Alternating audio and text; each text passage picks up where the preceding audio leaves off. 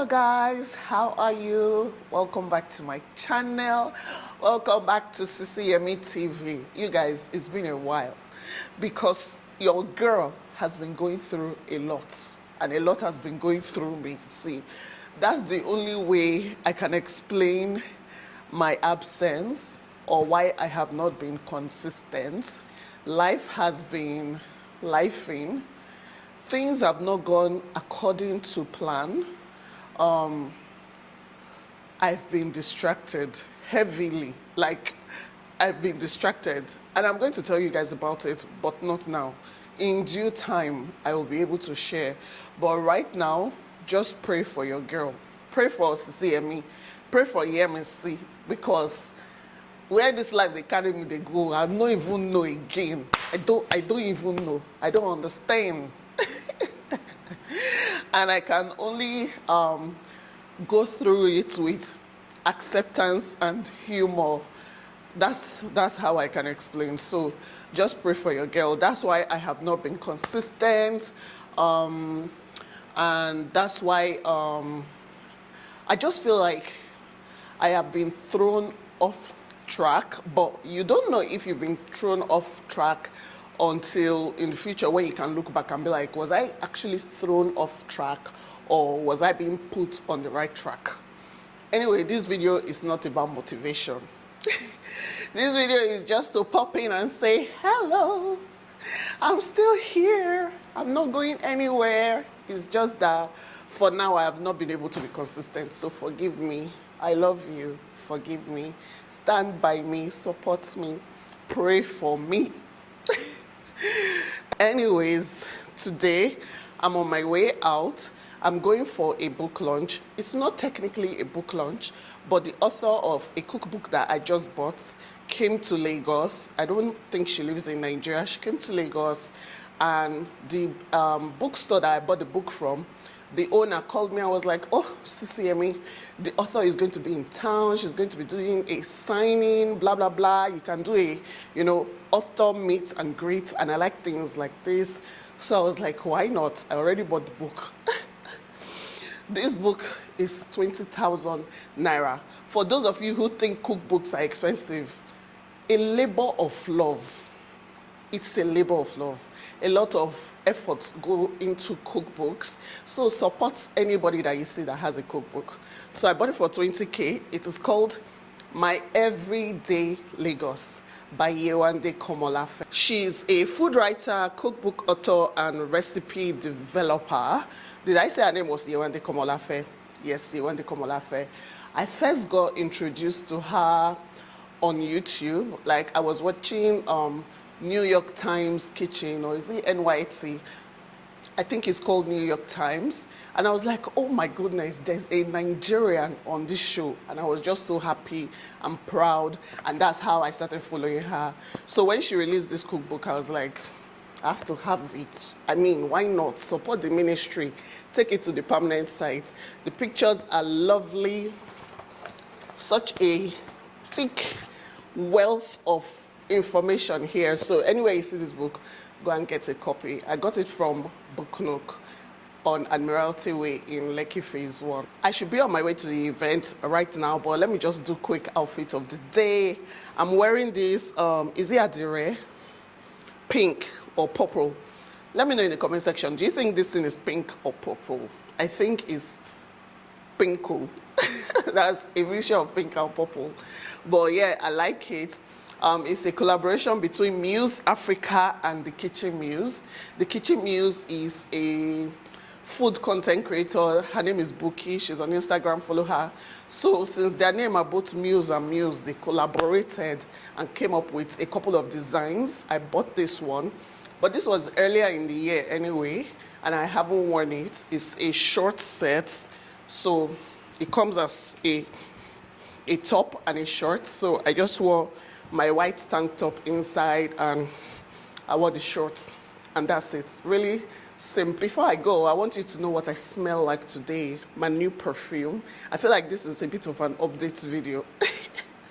My new perfume is called Delina Exclusive. I just got it, and I really like it, so I want to tell you guys about it so you can grab your copy. Did I get it because it was pink? Maybe. But it smells really good, guys. So if you want to know what I smell like today, this is what I smell like. I'm actually going to take it with me so that I can just refresh my scents just before I get to the event. I like to do that.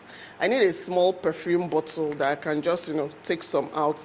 Oh, I never noticed this before. It has like bling bling at the top. I didn't even notice that. Anyways, let me be off. This is what I smell like. This is what I look like. And this is what I am going to do today. So come with me. Let's go.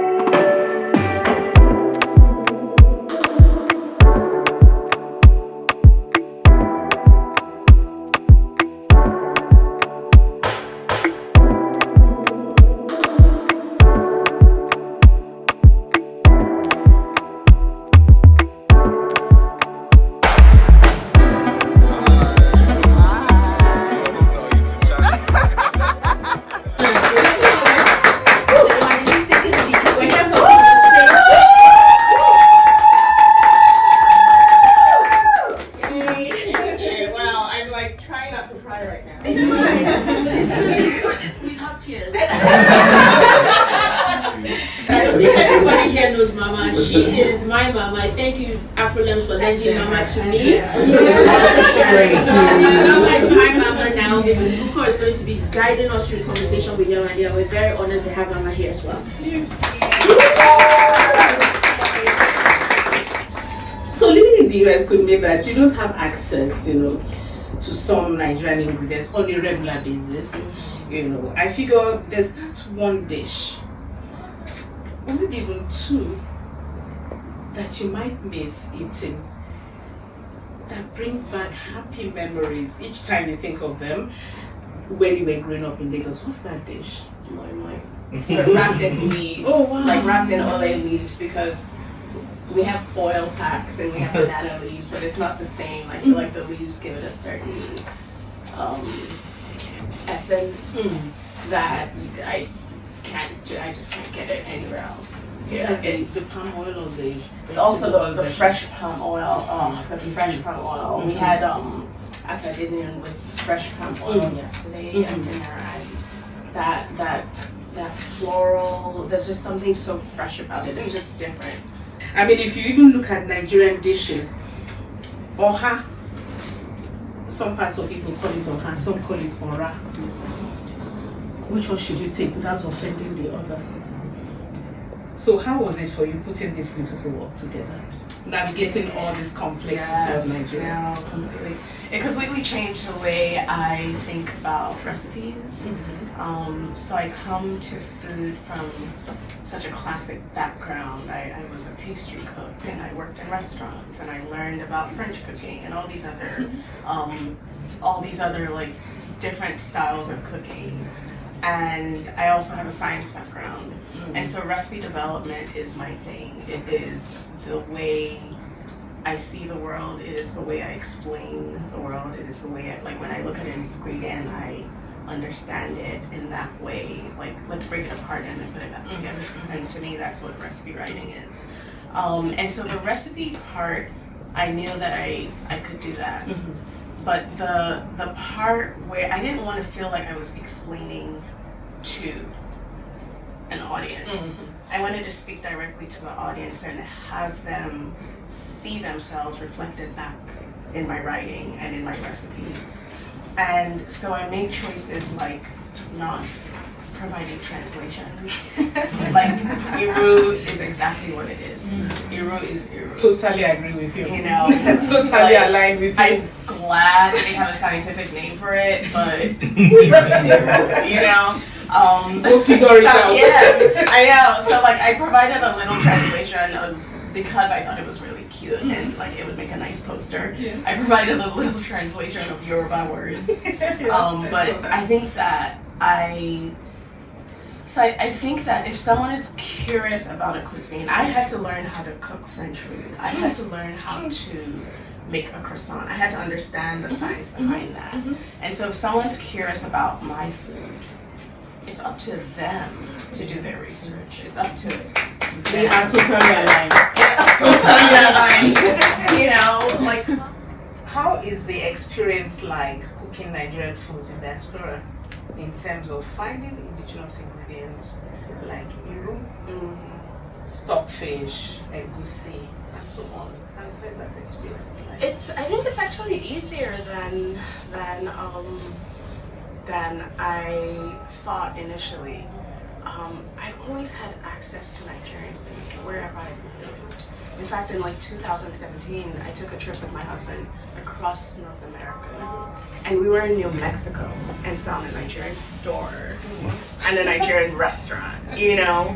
And so our ingredients are there, and to some extent, the ingredients are not hard to find, because that's also one of the challenges writing in the US, is that they're like, oh, where am I gonna find these ingredients? I'm like, go online. Like, you know, the internet is there. Look around, talk to your neighbor, like, you know, like interact with people. So our ingredients are not challenging. I think that the definition of challenging and the definition of what's an easy recipe needs to shift. Because to my aunt living in Atlanta, rice and stew is an everyday thing. Yeah. It's the easiest thing to put together, you know? But to Becky living in Connecticut, you know, it might be like roast chicken. But for me, roast chicken is not what I go to. That's easy weeknight. Like, I'm like, oh, let me just put some rice and stew together with some beans, you know? And so I part of my work in the US is challenging people's definition of what's an easy recipe, because there's a whole army of people that cook this food every day, and that's why I called it my Everyday Lagos, because it's everyday food. It's not specialty food. It's not food that we only make at weddings. It's food that we eat every day, you know. And I want people to get that concept. And because I tend to see that it looks like we're a little bit ashamed of our food. And I'm talking about the younger generation. I wouldn't really want to order okele, which is swallow, and soup. You know, I mean, I've done my manicure and I have my designer bag, so I want to sit proper and eat something that does not have a bakery type of pronunciation. So, you know, how do we use this food to say bakery is good? And I'm proud to talk about bakery, to talk about moi, to talk about Ankara. You know, why, you know, and that's what I'm talking about, preserving that. You know. I don't worry about that. You don't? I don't, because I feel like everybody has their journey, and there's always a return to self that happens. Okay. And I think I'm a prime example of that. Yeah. You know, like I really wanted to be a chef. I really wanted to sling knives and look cool, and you know, like wake up in the morning and live that Anthony Bourdain life that you described in Kitchen Confidential. But I eventually came back to myself, because that's what felt true, and that's what made me feel whole, and that's what made me feel seen. And I feel like everybody has that journey to do. And, you know, I tell people that, like, in the diaspora, we're so concerned about doing it right. Doing it the authentic way. Like, is this the authentic Nigerian? And I'm just like, it's authentic to me and my experience. So, he's looking at me there. You know, however you interpret it is not my problem. You know, and so I feel like there's actually more opportunity here. Like, I come back here and I'm like, they're stuffing puff with something savory. Like, what?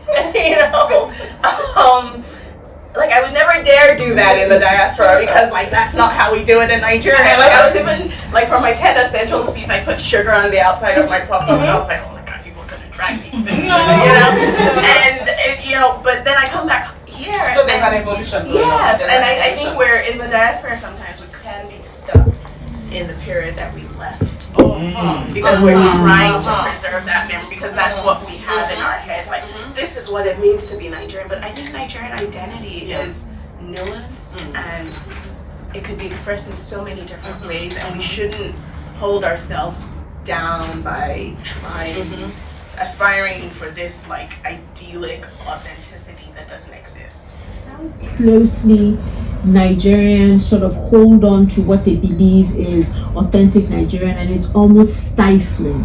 So let me give you an example. So it's no big thing now to go to grocery stores abroad and you buy a pizza, whether it's real or not, Neapolitan, and you have PF Chang has quick, Chinese takeaway in the freezers. And everybody buys that, and they understand that it's a variation of Chinese food. Nobody is thinking that it's exactly what the grandmother is making, but we buy it, we understand what it is, it's good for that quick fix. You've had a couple of Nigerians who have tried to make Nigerian food a little bit more accessible. Good question. An example would be the jollof rice, instant jollof rice pack that was done for Trader Joe's, right? People came and they said it was awful, and in as much as I tried it. Thank you, Lamide, for bringing the drug mule that brought me some to try. Now, in as much as it may not have met Mama's standard or my standard, but I think that the base idea was there.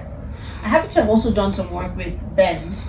We created a jollof rice recipe, and we had so much back and forth with the editors. They're like, why is it simmering for so long? And why don't we add some peas and some butternut squash? I'm like, so that whole thing. But where I'm going is, we now become so territorial about what it's supposed to be or not be, that we now prevented Nigerian food from traveling. So, I don't know what your thoughts are. I think it's more a question about visibility.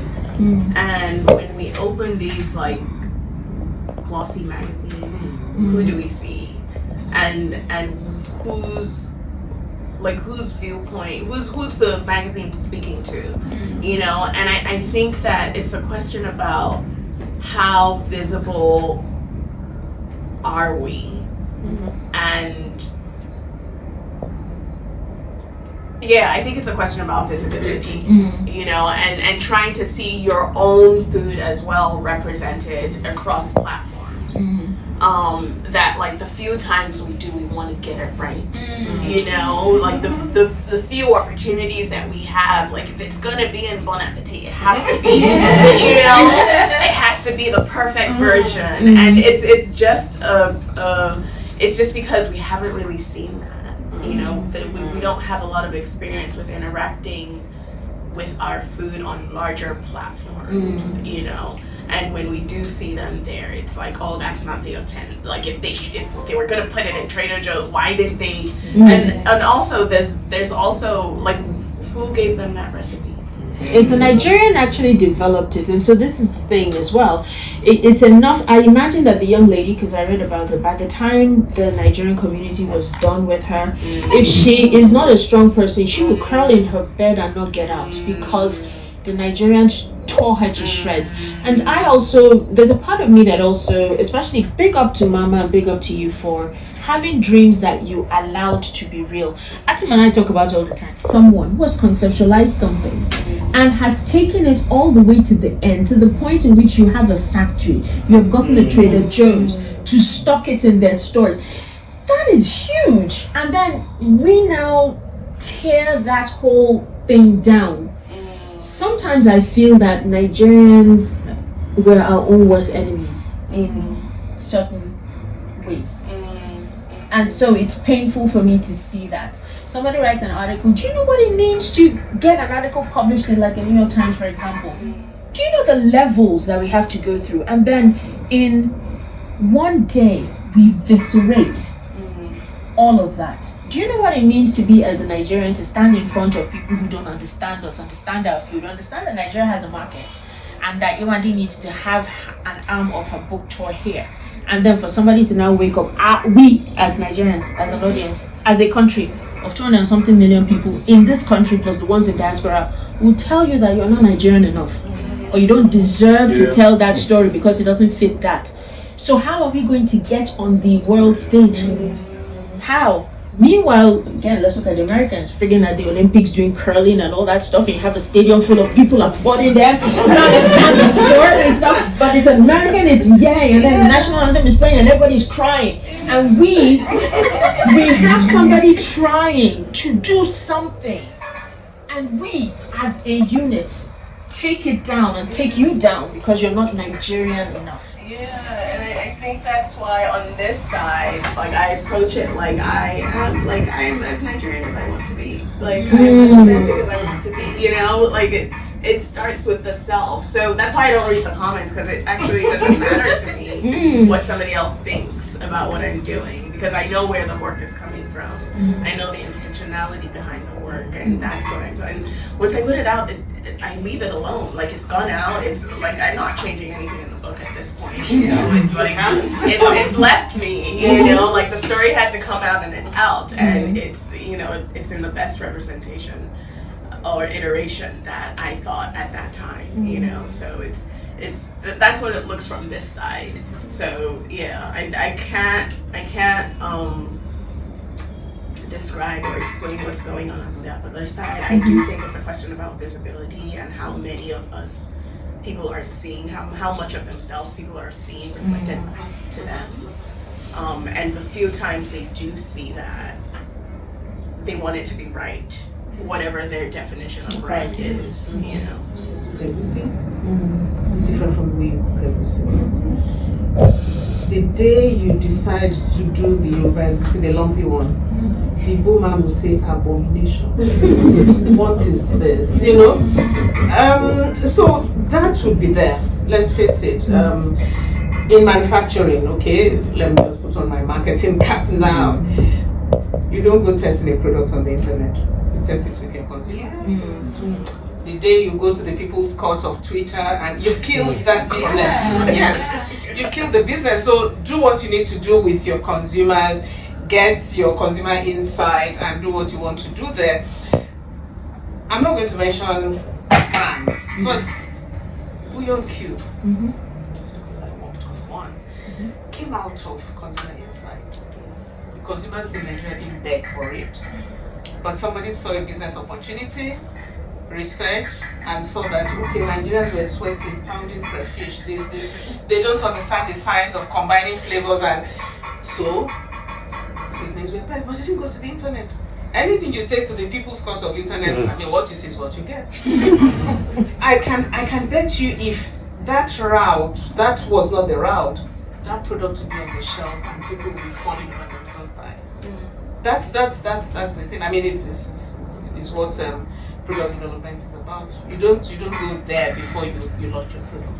I mean, once you get up there, it will be torn down. You know, teared. Is there a word like that? Torn into pieces before you get to be on the shelf. But you know, once you're on the shelf, all you can do is continually improve on your product, and that's it. And I know for sure that based on lifestyle and trends, we can do with quite a lot of products that would make life a bit easier for the average cook. You know, so whatever that is, fine. I mean, poundo yam. True. Remember if you know the history of poundo yam, it came in the 60s, shut down. Who is that turning pounded yam? It has to be pounded, sweat. You have to sweat, you have to develop muscles, you know, for the pounded yam to be enjoyable. 3 decades later, somebody is cashing in on it.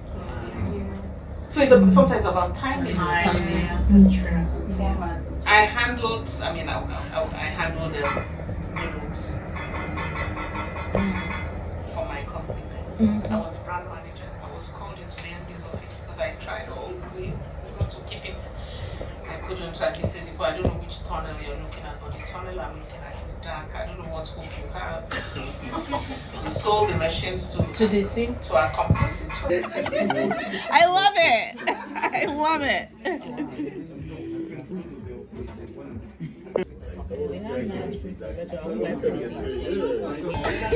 I saw our new baby.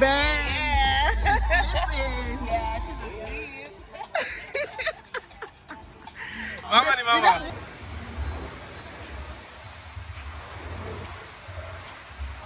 Finished at the book event, and then I met Toby Bakri outside, and their new baby, like so cute.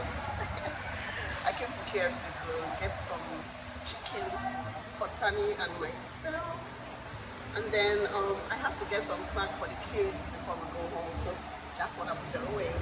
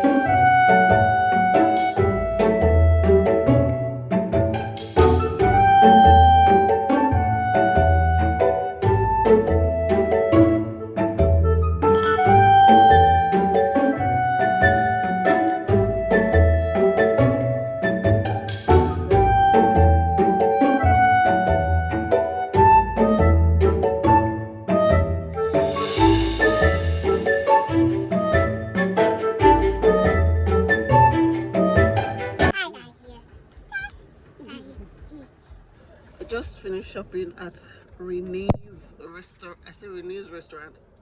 Is it Renee's supermarket? This is my first time there. Somebody told me about it today, so I decided to check, and they actually have a lot of stuff. I didn't know. I've never been here before. But anyways, I bought a book today at the bookstore, and it is a puff book. I can't wait to go through it. Yeah. She gave us a box of clothes. Tani, come. Tani. Mommy, do you have another dolls? So we bought 2 babies today. 2 babies. One is for Tani. One is big and one is not old. And then I bought these dolls because they were 1,000 naira for one, you guys. 1,000 naira, such a great deal. Tani's baby is more adorable. Look at her shiny black hair. Mommy, this doesn't look like you because you have black hair and I have black hair. Everybody has black hair. So the next time I see a doll, I'm looking for the one that has black hair. This was the closest. I didn't want the deal to go away. So anyways, today was a good day. I am exhausted. I bought stuff that I want to use to make ogbono soup. So I just want to quickly make ogbono soup, eat eba, and call it a day. So thank you for joining me on today's vlog. I will see you in the next one. Bye.